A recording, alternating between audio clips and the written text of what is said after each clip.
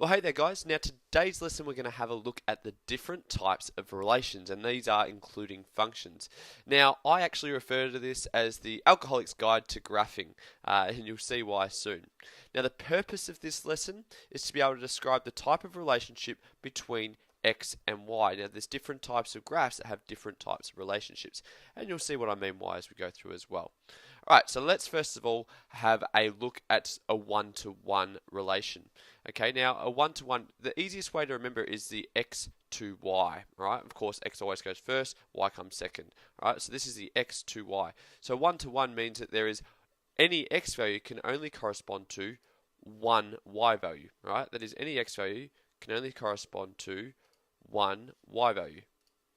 As you can see here, all of the X values will only give you one Y value. Right, now that might not make much sense now, but it will make more sense as we go through. Okay, this is why I call it the Alcoholic's Guide to Relations, and that is because this one here is a one too many. That's right, he's had one too many. I know. All right, I'll work on the jokes for next time. But this is a one too many relation. Okay, and this is because there is one X value can correspond to many Y values, as you can see here. The one X value actually can give you many Y values as an answer. Alright, so therefore one X value can correspond to many Y values, hence it's a one to many. Now this one is a many to one. Alright, and why is that? Well, it's because many X values can correspond to only the one Y value. Therefore, you can see many X values here will give the one Y value, as you can see. So there's two X values that will give you the one Y value. Right, and therefore it's a many to one. And this one here is a many to many. And that's because many X values will correspond to many Y values. Let's have a look at it. Many X values can correspond to many Y values. You can see there's two X values will give you the same Y values like you can see here. So it's a many to many. So now that we've quickly gone through all of that, the main thing that you need to remember, of course, is that this is referring to your X's and this is referring to your Y's. So let's now have a look at the next part, which is the function test. Now, it's a really complicated test, so make sure you're paying real close attention. All right, and this is the function test. It's basically to test to see if a relation is a function we can draw a vertical line through any point on the axis. So what that means is you just get a vertical line and we have a look. Now, if it only intersects the if it only intersects the point once, the relation is a function. So let's have a look. Let's do the function test.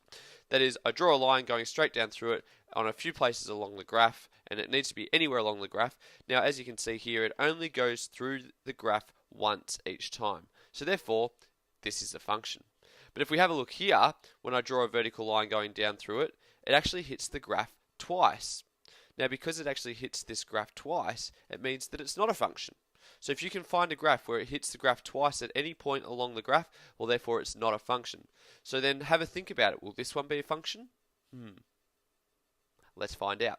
So it goes down, bang, bang, bang, and of course we can see here that it hits the graph more than once, so therefore it is not a function. How about this one here? Is this one going to be a function? Well, think about it. Right, and let's go again.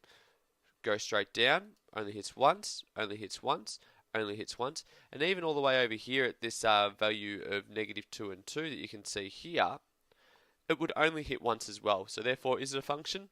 Well, you betcha, it's a function. So there you go, guys. It's a nice quick lesson today. The relations to, or the relationship between graphs or between the variables, and to test to see if it's a function. And as you can see now, or one too many, it's the Alcoholic's Guide to Graphing.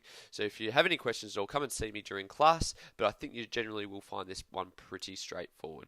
Best of luck.